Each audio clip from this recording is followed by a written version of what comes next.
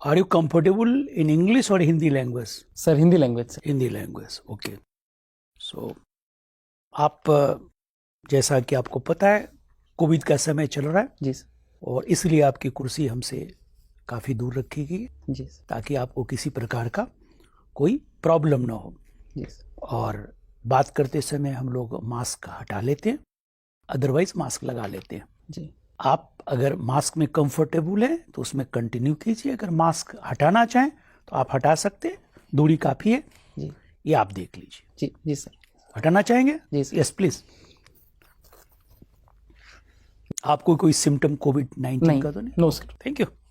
बताइए आप अपने आप को किस प्रकार से परिभाषित करेंगे, परिचय देंगे, उसमें बस इतना ही ख्याल रखिए कि उसमें आपकी जाति का, धर्म का, संप्रदाय का उल्लेख न हो और इसके बाद आप अपना एक संक्षिप्त परिचय दें ताकि बोर्ड को आपकी व्यक्तित्व परीक्षण में उस परिचय का आपको उपयोग किया जा सके। प्लीज। सर मेरा नाम विशाल है और मैं मूलतः मथुरा जनपद उत्तर प्रदेश का रहने वाला हूँ। मैंने अपनी ग्रेजुएशन सर BSA कॉलेज महाविद्यालय मथुरा से, BA पॉलिटिकल साइंस और इकोनॉमिक्स विषय में आगरा विश्वविद्यालय से जो संबद्ध है उससे की सर। उसके बाद सर मैंने MA किया इकोनॉमिक्स में KR डिग्री कॉलेज, वो भी सर आगरा विश्वविद्यालय से ही संबद्ध है सर। 2018 के बाद मैंने सर 1 वर्ष एक NGO में कार्य किया सर। उसके बाद फिर मैं तैयारी में सिविल सेवाओं की तैयारी में लग गया और उसके बाद सर मैंने 2018 का प्रयास दिया लोक सेवा आयोग का। अंतिम रूप से मैं चयन नहीं हो पाया उसमें साक्षात्कार देने के बाद। 2019 का ये मेरा दूसरा प्रयास है सर। ये सर मेरा संक्षिप्त परिचय है सर। तो आप पोस्ट ग्रेजुएट किस वर्ष की हैं? 2018 में? 18 में सर। और उसके पहले और उसके बाद से आप सिविल सर्विसेज की तैयारी कर रहे हैं? जी सर। ठीक। बताइए आप इकोनॉमिक्स आपका ऑप्शनल भी है? जी सर। और इकोनॉमिक्स में आप पोस्ट ग्रेजुएट भी? जी सर। और पॉलिटिकल साइंस भी आपने BA के लेवल तक पढ़ा? जी जी सर। बताइए आपको बजट बड़ा इंपॉर्टेंट चीज होता है इकोनॉमिक्स और इकोनॉमी में। जी सर। और उसका बेस हमारा पॉलिटिकल साइंस कॉन्स्टिट्यूशन है। जी सर। बताइए कॉन्स्टिट्यूशन के किस भाग में जी हमारी एक चुनी हुई सरकार को केंद्र और राज्य जी अलग अलग बजट पेश करने का, जिसमें हम उसे एनुअल फाइनेंशियल रिपोर्ट कहते हैं, आवश्यक है? जी सर। सर भाग 5 है संविधान का और आर्टिकल 112 में एनुअल फाइनेंशियल स्टेटमेंट है।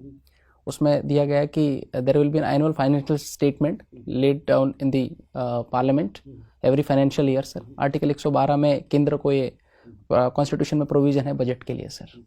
But I have asked also about state provisions किस पार्ट में है और किस आर्टिकल में? सर पार्ट 6 है, स्पेसिफिक आर्टिकल शायद मुझे sir So why president has been considered as a person responsible to put annual financial report in parliament? राष्ट्रपति से क्यों अपेक्षा की गई संविधान में कि वो आपको संसद के पटल पे आपको बजट को रखेंगे? कहीं ना कहीं सर जो बजट पेश किया जाता है कहीं ना कहीं उसके लिए मनी की आवश्यकता पड़ती है जो कंसोलिडेटेड फंड से लिया जाता है। तो कहीं ना कहीं एक प्रकार से जो council of ministers headed by prime minister in constitution जी वो किसको सर्व करता है? वो सर्व करते हैं सर पीपल को सर। राष्ट्रपति को अपने एग्जीक्यूटिव पावर ड्यूटी को परफॉर्म करने के लिए हमारे संविधान में काउंसिल ऑफ मिनिस्टर है हेडेड बाय प्राइम मिनिस्टर। तो जब एग्जीक्यूटिव हेड हैं तो उन्हीं को करना पड़ता है। अच्छा बताइए इसके बावजूद कभी भी राष्ट्रपति स्वयं आपको बजट प्रस्तुत फिजिकली संसद में नहीं करते, लोकसभा में नहीं करते। इसके पीछे क्या तर्क? या तो प्राइम मिनिस्टर करते हैं या मिनिस्टर करते हैं, जनरली फाइनेंस मिनिस्टर करते हैं। तो बताइए इसके पीछे क्या लॉजिक है? सर मैं माफी चाहूंगा सर, पता नहीं पाया सर। ये आपको नहीं पता? जब इकोनॉमिक सर्वे अभी रखा गया है, क्या है macro component of economic survey जो हमारे संसद में भी रखा गया है, उसके क्या क्या इंपॉर्टेंट फीचर्स हैं? सर इकोनॉमिक सर्वे 2 वॉल्यूम्स में आता है, वॉल्यूम 1 और वॉल्यूम 2 सर। वॉल्यूम 1 में वो आता है सर कि जो हमारी इस वर्ष की योजनाएं हैं, जो हमें जिन दिशाओं में काम करना है, चाहे एग्रीकल्चर हो, इंडस्ट्री हो। इकोनॉमिक सर्वे कौन आपको पब्लिश करता है? Who is responsible for public economic? Ministry of finance, department of economic affairs sir. Yes. Thank you. Vishal, ji sir. अच्छा आपने पॉलिटिकल साइंस की पढ़ाई की है? जी सर, ग्रेजुएशन तक किया। ग्रेजुएशन किया है ना, ठीक है। अच्छा मुझे बताइए, हैरोल्ड जे लास्की का नाम सुना है? लास्की का नाम? हैरोल्ड लास्की का नाम सुना है सर। सुना है। उनका एक स्टेटमेंट है, rights are those social conditions of life without which no man can seek to be at his best. जी सर। आप समझ पा रहे हैं स्टेटमेंट? एक मुझे इसका एग्जाम्पल दे के बताइए, इस स्टेटमेंट से संबंधित एक एग्जाम्पल बताइए। सर जैसे कि राइट टू वोट है सर हमारे यहाँ आर्टिकल 326 में, जो हमें जब तक हमें वोट देने का अधिकार नहीं होगा तो हम अपना जो सामाजिक जीवन है उसका पूरा पोटेंशियल लेवल उसका यूज़ नहीं कर पाएंगे सर। कैसे? सर हम डेमोक्रेसी का पार्ट है तो हमारे पास ये अधिकार होना चाहिए कि हम सत्ता का परिवर्तन करा सकें। तो इसीलिए राइट्स का महत्व विशेष कर दिया गया है कि राइट्स चाहे वो अपना रिलीजन का हो, चाहे वो वोटिंग का राइट हो, या असेंबल होने का राइट हो, या इक्वालिटी का हो, तो वो हमारे पास रहेगा, तभी हम अपना जीवन एक डिग्निफाइड रूप से जी पाएंगे सर। ठीक है, बहुत अच्छा। अच्छा ये बताइए, आपने निगेटिव राइट और पॉजिटिव राइट के बारे में सुना है? जी सर। इंडियन कॉन्स्टिट्यूशन से एक राइट के बारे में बताइए जो निगेटिव राइट है। Sir negative right, right to life and liberty sir. Right to life and liberty is a negative right? मतलब सर उसमें क्या तर्क है आपका? आर्टिकल 21 में सर जैसे प्रोसीजर एस्टैब्लिश्ड बाय लॉ की बात करते हैं सर। हाँ। तो उसमें सर व्यक्ति को इतने अधिकार दिए गए हैं, चाहे वो आपका प्रोविजन हो मूवमेंट इसका। नेगेटिव राइट्स वो राइट्स होते हैं सर जो गवर्नमेंट से थोड़े से अगेंस्ट होते हैं और इंडिविजुअल राइट्स को ज़्यादा प्रेफरेंस देते हैं as compared to social rights के। अच्छा ये मुझे बताइए, जनरल विल के बारे में सुना है आपने? रूसो का जनरल विल? नहीं सर। हॉब्स के बारे में पढ़ा हो, लॉक के बारे में पढ़ा हो? पढ़ा था, नाम याद आ रहे हैं पर काफ़ी समय, 3-3.5 साल का समय हो गया सर, तो अच्छा रिमाइंड नहीं हो पा रहा है। रॉल्स के बारे में सुना है आपने? रॉल्स थ्योरी ऑफ जस्टिस नाम सुना है सर। ठीक है। अच्छा उसमें वेल ऑफ इग्नोरेंस की एक बात कही गई है, उन्होंने जिस तरीके से इस थ्योरी को प्रोपाउंड किया, एक कॉन्सेप्ट है वेल ऑफ इग्नोरेंस, वो सुना है? नहीं सर। चलिए छोड़िए, मुझे ये बताइए कि अभी जो किसानों का आंदोलन चल रहा है अभी, और जो 26 जनवरी की जो दुर्भाग्यपूर्ण घटना हुई, पुलिस के बारे में कहा जा रहा है, कई लोग उसको अप्रिशिएट भी कर रहे हैं, पुलिस ने एक्शन नहीं लिया। क्या आपको लगता है कि ये जो हमारी सॉफ्ट जो इमेज है ये उसी का एक अगला चरण है? अगर कोई आइकॉनिक मॉन्यूमेंटल बिल्डिंग को क्षति पहुंचाने का काम कर रहा है, चाहे कोई भी हो, तो उसने कानून को हाथ में लिया, पुलिस ने फिर उनके ऊपर मतलब जवाबी कार्रवाई क्यों नहीं की, उसको प्रोटेक्ट कर लिया? आप देखिए कि किस तरीके से वैंडलाइज किया, पूरा डैमेज किया हुआ। अगर जो विजुअल्स जो टीवी पे दिखाई जा रहे हैं वो डिस्टर्बिंग विजुअल्स हैं, तो आपको लगता है कि पुलिस के पार्ट पे थोड़ी सी चूक हुई? सर मैंने वो व्यक्तिगत रूप से वीडियोस भी देखे सर, और मेरा ये निष्कर्ष निकाला सर, उस दिन जैसे 26 जनवरी की डेट थी और दोनों ही महत्वपूर्ण घटनाएं थी। एक तो 26 जनवरी की परेड की थी तैयारी, उसमें हमारा बहुत सारा पुलिस बल लगा हुआ था, और पुलिस बल दूसरा ही ट्रैक्टर रैली जो चल रही थी। तो मैंने ये निष्कर्ष निकाला, एक तो पुलिस बल की हमारे पास कमी थी उस दिन, क्योंकि आधे से ज़्यादा लोग उस तरफ लगे हुए थे सर। और मैंने विजुअल्स देखे तो वहाँ पर सर संख्या जो प्रोटेस्टर्स की थी वो इतनी ज़्यादा थी, और उनके पास सर वेपन्स थे, और हमारे जो कांस्टेबल्स थे सर उनके पास केवल और केवल डंडे थे सर, ना ही उनके पास कोई वेपन था अपने प्रोटेक्शन के लिए। तो ये भी एक कारण हो सकता है कि सर उन्हें लग रहा था कि वो काफ़ी वायलेंट हो रहे हैं और उनके पास अपनी सेफ्टी के लिए कोई मेजर्स भी नहीं थे सर, तो इसीलिए शायद वो सॉफ्ट तरीका उन्होंने अपनाया, ये भी एक रीज़न हो सकता है सर। ठीक है, मेरा अंतिम प्रश्न है आपसे, फिस्कल डेफिसिट के बारे में सुना होगा आपने? जी सर। रेवेन्यू डेफिसिट और फिस्कल डेफिसिट को ट्विन डेफिसिट कहा जाता है। जी सर। मुझे, आपने इकोनॉमिक्स की पढ़ाई की है, फिस्कल डेफिसिट को एक साधारण भाषा में समझाइए, होता क्या है? सर फिस्कल डेफिसिट को हम साधारण भाषा में समझे तो वो होता है बोरोइंग के बराबर। आपका कितना उधार मांगा, यानी total expenditure minus total receipt excluding borrowing. यानी आपने टोटल, मान लो अगर मैंने 100 रुपए का बजट बनाया है, 100 रुपए का मान लो मेरा खर्चा है, और उसमें मैंने 3 रुपए यदि कहीं बोरोइंग किया है, चाहे वो विदेश से मांगा हो, IMF से मांगा हो, किसी कंट्री से बोरो किया हो, तो वो जो बोरोइंग है मेरा 3 रुपए का, तो मैं बोलूंगा कि मेरा जो फिस्कल डेफिसिट है इस साल वो 3% रहा। ठीक है, 100 रुपये आपने ठीक है, 3 रुपए की आपने बोरोइंग की है जी। अच्छा ये बताइए, डेब्ट इंस्ट्रूमेंट से जो पैसा आप रेज करते हैं, क्या उसको फिस्कल डेफिसिट के कैलकुलेशन में कहीं ऐड करते हैं या फिर घटाते हैं? मान लिया कि मैंने डेब्ट किसी को दिया और डेब्ट का मेरा पेमेंट भी आया, जी तो इसको कैसे इसमें एडजस्ट करते हैं फिस्कल सर, इसको हम कैपिटल रिसीट्स में डालते हैं सर। कैपिटल रिसीट्स में हम डालते हैं डिसइन्वेस्टमेंट को, रिकवरी ऑफ लोन को, borrowing from public provident fund को, बोरोइंग फ्रॉम इंटरनेशनल इंस्टीट्यूशन से, तो वहाँ डालते हैं सर। नहीं नहीं, मेरा कहने का मतलब है कि आप कह रहे हैं कि फिस्कल डेफिसिट वो डेफिसिट है जो आप बोरो करते हैं, जी। तो डेप्ट भी तो बोरोइंग ही है, जी सर, डेप्ट बोरोइंग है। उसको फैक्टर इन करते हैं या नहीं करते हैं? मान लिया कि आपने डेप्ट से 50 रुपया कहीं से लिया, जी ठीक है, और डेप्ट आपने 20 रुपया कहीं किसी को दिया, जी ठीक है, तो इसको फिस्कल डेफिसिट का जो फ्रेमवर्क है उसमें कहीं आएगा नहीं आएगा?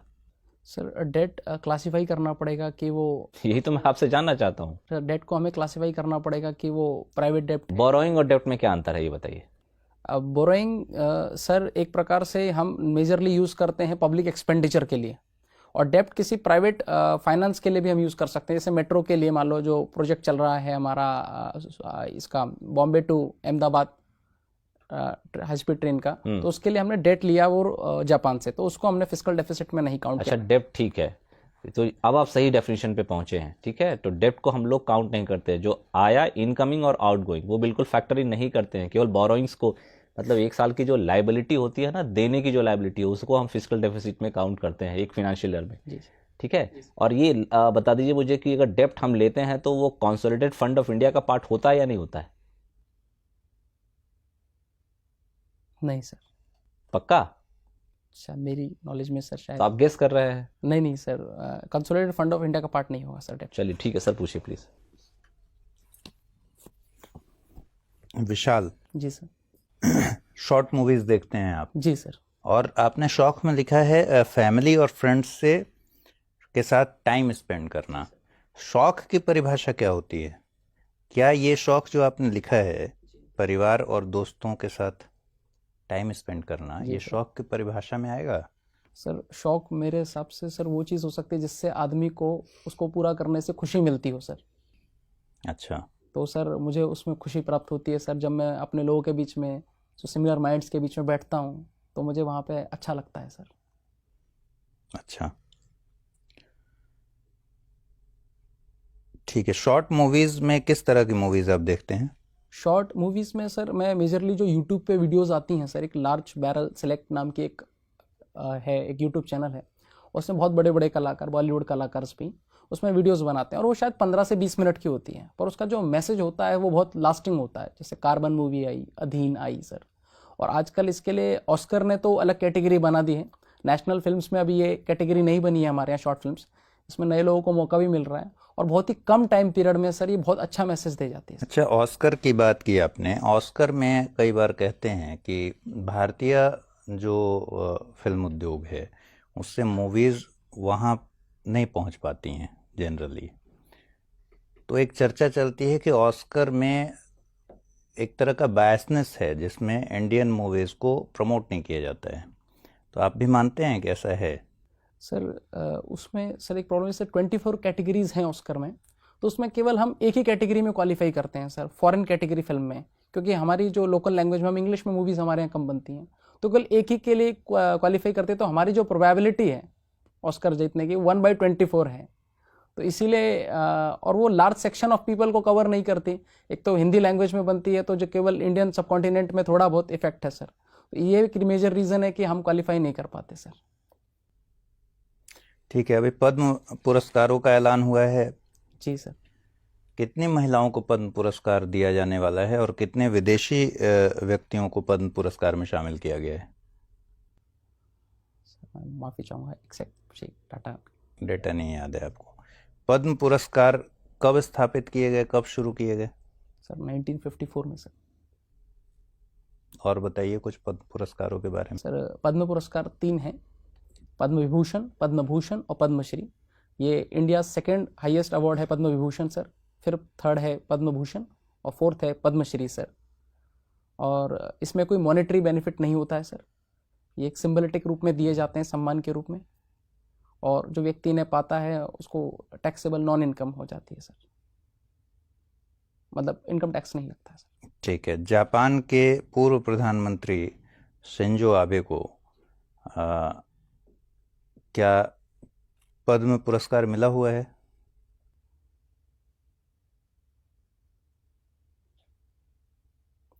सॉरी सर, मैं माफ़ी चाहूँगा सर। नहीं है आपको भी आइडिया। ठीक है, इकोनॉमिक सर्वे में इंडिया ने 4 पिलर स्ट्रैटेजी अपनाया है। ये 4 पिलर स्ट्रैटेजी क्या है? इकोनॉमिक सर्वे तो आपने ज़रूर पढ़ा होगा, आप इकोनॉमिक्स के छात्र हैं ना। तो 4 पिलर स्ट्रैटेजी के बारे में उसमें चर्चा है। वो 4 पिलर स्ट्रैटेजी क्या क्या है, कंपोनेंट्स क्या हैं? Sir demography, demand, vibrant economy और इंफ्रास्ट्रक्चर सर। ये सब आपने पढ़ लिया है या आप अंदाज़ा लगा रहे हैं? नहीं सर, लास्ट ईयर मैंने शायद पढ़ा था सर इसमें। इकोनॉमिक सर्वे आ लास्ट ईयर चुका है ना? हाँ सर, वो आया, कल ही आया है सर। हाँ, तो आपने मैंने पढ़ा है? ओवरव्यू देखा उसका, पूरा नहीं पढ़ा सर। 500 पेजेस का था सर, तो थोड़ा समय नहीं मिल पाया। तो आपने मतलब चारों पिलर तो बता दिए? जी सर, ये मैंने लास्ट ईयर पढ़ा था सर। अच्छा। 4 पिलर्स के लिए। ठीक है, ठीक है। दिल्ली मेरठ के बीच में RRTS प्रोजेक्ट के बारे में सुना है आपने? Sir rapid roadways transit system. हाँ, ये क्या है? ये क्या मेट्रो रेल जैसा ही है या कुछ अलग है?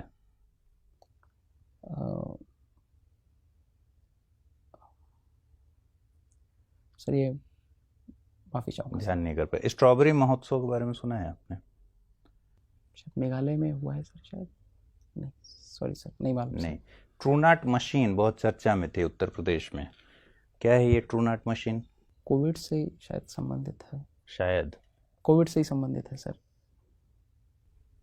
ध्यान कर लीजिए एक बार, अगर ध्यान कर पा रहे हो तो।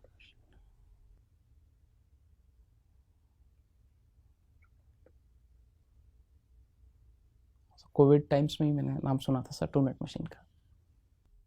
बट ध्यान नहीं कर पा रहे हैं। मुझे लग रहा है कि ट्यूबरकुलोसिस से संबंधित है ये ट्रूनेट मशीन। हो सकता है सर, मैं माफ़ी चाहूँगा सर। नहीं है अवेयर। ठीक जी, है। अनुसूचित जाति, अनुसूचित जनजाति के लिए उत्तर प्रदेश सरकार द्वारा चलाई जा रही योजनाओं के बारे में कुछ बताइए। कौन कौन सी योजनाएं हैं जो अनुसूचित जाति और जनजाति के लिए चलाई जा रही हैं? Sir Baba Saheb Ambedkar scholarship scheme चलाई जा रही है SC/ST के बच्चों के लिए, उनको छात्रवृत्ति देते हैं उसमें। और उसी के साथ sir Jyotiba Phule scholarship scheme है, जो बच्चे तैयारी कर रहे हैं कंपटीशन की, उनके लिए छात्रावास वगैरह की सुविधा है इस माध्यम से। और हाँ, ये 2 स्कीम सर मुझे याद आ रही महिलाओं के लिए आयोग है, है। जी उसकी तर्ज पर पुरुषों के लिए भी आयोग की ज़रूरत है? पुरुषों के लिए सर स्पेसिफिकली आयोग बनाने की ज़रूरत नहीं है सर मेरे हिसाब से, पर हाँ थोड़ा सा बैलेंसिंग की ज़रूरत है आज के समय में। जैसे कि जो केसेस आ रहे हैं, जैसे डोमेस्टिक वायलेंस के केसेस हैं, उसमें 97 आजकल पुरुष कह रहे हैं कि धीरे धीरे हमारी समस्याओं को इतना इग्नोर कर दिया गया है कि अब पुरुषों की समस्याएं नहीं है। हाँ सर, ये बॉम्बे हाई कोर्ट ने भी कहा था कि 97.5% केसेस में कन्विक्शन ही नहीं हो रहा है डोमेस्टिक वायलेंस में, ज़्यादातर केसेस फॉल्स पाए जा रहे हैं। तो कहीं ना कहीं एक मैन हरेसमेंट का भी केस आ रहा है। लेकिन जैसे सर हमारी सोसाइटी है पेट्रियार्कल चली आ रही है, तो उसमें देखा गया है कि पुरुषों पे ये देखा जाता है कि उनको निगलेक्ट कर दिया था कि नहीं, उन पर शोषण नहीं हो सकता है। पर ये आज की डेट में हम देख सकते हैं काफ़ी पुरुष भी आत्महत्या करते हैं घरेलू, पारिवारिक या प्रोफेशनल कारणों की वजह से। हाँ, तो इसमें हमें ध्यान देने की ज़रूरत है। जहाँ हम जेंडर इक्वालिटी की बात करते हैं तो पुरुषों की समस्याओं को भी महत्व देने की ज़रूरत है। आयोग नहीं बनाए तो चलेगा, बस ध्यान उनका रखा जाए विशेष। कैसे ध्यान रखा जाए बिना किसी स्ट्रक्चर के? जी सर, ध्यान इस तरीके से रखा जाए, यदि कोई कंप्लेन आती है कि उसका हरेसमेंट हो रहा है, हालांकि अभी पॉक्सो की लाइन में भी, गाइडलाइन में भी उन्होंने चेंज अच्छा, किया है। एक बहुत छोटी सी बात और, कि एक जनरल मेंटालिटी है कि किसी वर्ग को जब हम सशक्त करना चाहते हैं, जी ठीक है, तो इस पूरी प्रक्रिया में जी जैसे आपने कहा कि हमारे यहाँ का समाज की संरचना है पितृसत्तात्मक, जी तो क्या इस संरचना में हम ऐसी प्रैक्टिस करने लगे हैं जिसमें महिलाओं के उत्थान के लिए पुरुषों को डीमोटिवेट करें? क्या इस तरह की मेंटालिटी आप देखते हैं? सही तर्क क्या होना चाहिए कि महिलाओं को मोटिवेट करें या महिलाओं को मोटिवेशन के साथ साथ पुरुषों को डीमोटिवेट करें? समाज में कौन सा तर्क आपको दिखता है कि ज़्यादा प्रचलन में है? सर मुझे तो लगता है कि महिलाओं को आगे बढ़ाया जा रहा है, पुरुषों को दबाया नहीं जा रहा है। पर वो ऐसा महसूस कर रहे हैं क्योंकि जब एक वर्ग आगे बढ़ा है जो अब तक कमज़ोर था थोड़ा सा, तो अब उनको ऐसा महसूस हो रहा है कि शायद हम पीछे जा रहे हैं। जबकि ये बात नहीं है, जबकि दोनों ही साथ ही चल रहे हैं। महिलाओं जो अब तक बहुत पीछे की तरफ थी, अब वो आगे की तरफ आई, चाहे वो सेना में हो, चाहे जुडिशरी में हो, या पार्लियामेंट्री प्रोसीजर्स में हो। वो जब आगे आ रही हैं तो थोड़ा सा उनको एक कॉम्प्लेक्स ये आया है कि अब तक ये नहीं था, अब तक मेजॉरिटी थी, तो ये थोड़ा सा आया है। लेकिन महिलाओं ही आगे बढ़ रही हैं, ये नहीं कि पुरुषों का नीचे तो खैर कमी हो रहा है सर इसमें। ठीक सर। तो चर्चा जो है हमारे कोविड-19 के तहत, पेंडेमिक के तहत बहुत सारे चर्चा इस पर हो रही है और भारत सरकार संसद में कर रही है। एक बड़ा इम्पॉर्टेंट फैक्ट है कि health care crisis is responsible for social crisis and economic crisis. आप चूंकि प्रशासन में आ रहे हैं तो बताइए कैसे पेंडेमिक कोविड-19 को देखते हुए जो इकोनॉमिक सर्वे ने इम्पॉर्टेंट पॉइंट फाइंड आउट किया है, उसमें एक है कि health care crisis responsible for social crisis and economic crisis. How? Sir जैसे कोविड-19 पेंडेमिक में हुआ कि हमारी जॉब लॉस हुआ सर, पूरे ऑल ओवर वर्ल्ड लगभग 100 करोड़ लोग बेरोजगार हुए और इंडिया में भी 15 करोड़ के आसपास। ऊपर से डोमेस्टिक वायलेंस के जो केसेस हैं वो बढ़े सर, तो कहीं ना कहीं सोशल फैक्टर्स पे इम्पैक्ट पड़ा सर। महिलाएं 90% इनफॉर्मल सेक्टर में है सर, तो उनका जॉब लॉस सबसे ज़्यादा हुआ सर, और लेबर प्रॉब्लम्स क्रिएट हुए सर। गवर्नमेंट को सजेस्ट किया गया है कि जो public spending on health must be increased, and the second thing जो सजेस्ट किया गया है, और national health mission must continue. जो नेशनल हेल्थ मिशन है, मेरा प्रश्न है उसमें आप क्या कोविड-19 को देखते हुए क्या क्या चेंज चाहते हैं नेशनल हेल्थ मिशन, ताकि अगली बार जब ऐसी कोई दुर्घटना घटे तो हम और बेहतर ढंग से इसे कंट्रोल कर सकें। सर जैसे हमारा सबसे पहले हेल्थ एक्सपेंडिचर पे जैसे 1.5% है सर, इसको बढ़ाकर हमें 2.5 या 3% तक जीडीपी के लेके जाना है एक्सपेंडिचर। नेशनल हेल्थ मिशन एक प्रोग्राम, जी, उस प्रोग्राम में आप क्या स्ट्रक्चरल चेंज चाहते हैं? सर सबसे ज़्यादा हमें ध्यान देना होगा प्राइमरी हेल्थ सेंटर पे सर, पीएचसी, जो कि गांव के सबसे नज़दीक होता है। लोगों को ज़्यादा से ज़्यादा अवेयर किया जाए, हाइजीन के बारे में बताया जाए, क्योंकि ये जो बीमारियां आ रही हैं कम्युनिकेबल या, तो ये आती हैं सर एलोपैथी के अलावे जी, बहुत सारे हमारे देश में पैथी हैं ट्रेडिशनली। उसका नेशनल हेल्थ मिशन में किस प्रकार से प्रचार प्रसार किया जाए जी ताकि यूनिवर्सल हेल्थ सर्विस मिल सके? कैसे प्रचार प्रसार किया सर? जैसे कि हमारा जो आपको होम्योपैथिक है, आयुर्वेदिक है, इसको कैसे प्रचार प्रसार किया? जैसे आयुर्वेद, यूनानी, होम्योपैथी, सिद्ध, इनको हम यूज़ कर सकते हैं। जो हमारे BHMS या BAMS जो कोर्सेज हैं, उनको गवर्नमेंट ने परमिशन भी दी है नेशनल मेडिकल कमीशन से कि 6 महीने का एक ब्रिज कोर्स करा के उनको, हमारे पास जो डॉक्टर्स की डिफिशियंसी है रूरल एरियाज़ में, ताकि उन्हें हम वहाँ पोस्ट कर सकें। खासकर देखा गया है कि जो लोग MBBS वगैरह करते हैं रूरल पोस्टिंग्स के लिए तैयार नहीं होते, तो उनको हम प्रोवाइड कर सकते हैं, एक ऑल्टरनेटिव दे सकते हैं। एक महत्वपूर्ण डेटा ये आया है कि देखिए जो PMJY है, उसको जिन जिन स्टेट ने अडॉप्ट किया उनका इन्फेंट मोर्टालिटी रेट 20% डिक्लाइन कर गया, जी सर। जैसे यूपी बिहार है। जी सर। और जिसने अडॉप्ट नहीं किया उसका इन्फेंट मोर्टालिटी रेट जी आपको 12% ही डिक्लाइन किया। जी सर। बताइए इस कारण से JRY जिसने अडॉप्ट किया नहीं किया, उससे एक हद तक सोशल डिफरेंसेस, इकोनॉमिक डिफरेंसेस और रीजनल इम्बैलेंसेस पैदा हो रहा है। जी सर। इसे रिमूव करने के लिए क्या करना चाहिए? सर हमें कोऑपरेटिव फेडरलिज्म को बढ़ाते हुए, खासकर जो स्टेट्स हैं जैसे वेस्ट बंगाल ने लागू नहीं किया है सर, हमें उन्हें कॉन्फिडेंस में लेना चाहिए कि ये लोगों के वेलफेयर के लिए है सर, क्योंकि अगर आप किसी व्यक्ति का हेल्थ नहीं अच्छा रहेगा तो वो GDP में कंट्रीब्यूशन। क्या आप समझते हैं कि ऐसी योजना को किसी के चॉइस पे नहीं छोड़ना चाहिए? जी सर। इसे कंपलसरी लागू किया जाना चाहिए, और जो नहीं लागू किया जाता उसे कॉन्स्टिट्यूशनली उनके अगेंस्ट कार्रवाई करना चाहिए। सुप्रीम कोर्ट की क्या भूमिका हो सकती है इस संदर्भ में? सर इसमें सुप्रीम कोर्ट ये कह सकता है कि कुछ core of the core schemes बनाई जाएं जिनका इम्प्लीमेंटेशन, जो हम PMJY है जी, वो आपको वेस्ट बंगाल में भी लागू हो, उसमें सुप्रीम कोर्ट क्या कर सकती है?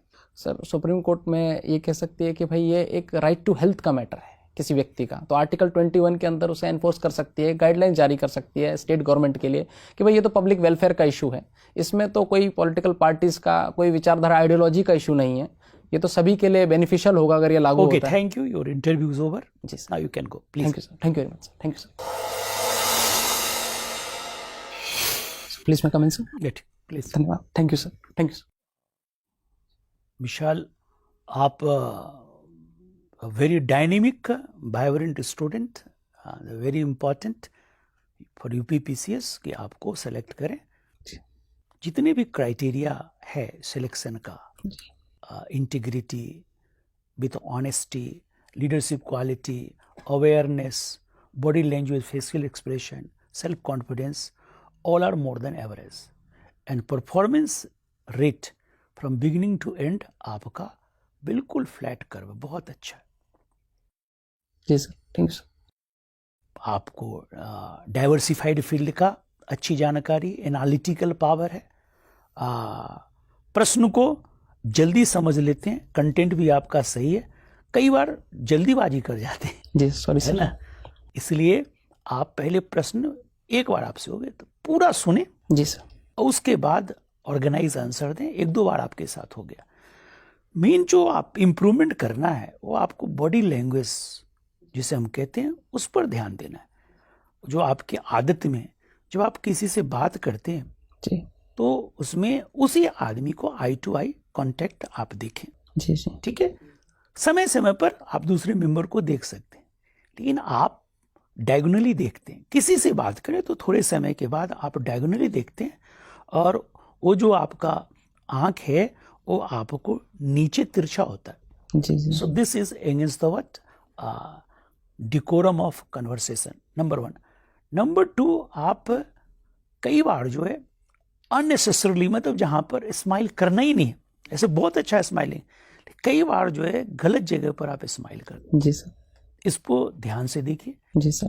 तीसरा चीज है, जब आप नहीं जानते हैं तो एक तो शुरू ही मत कीजिए, जी और शुरू करना भी है तो परमिशन ले लीजिए।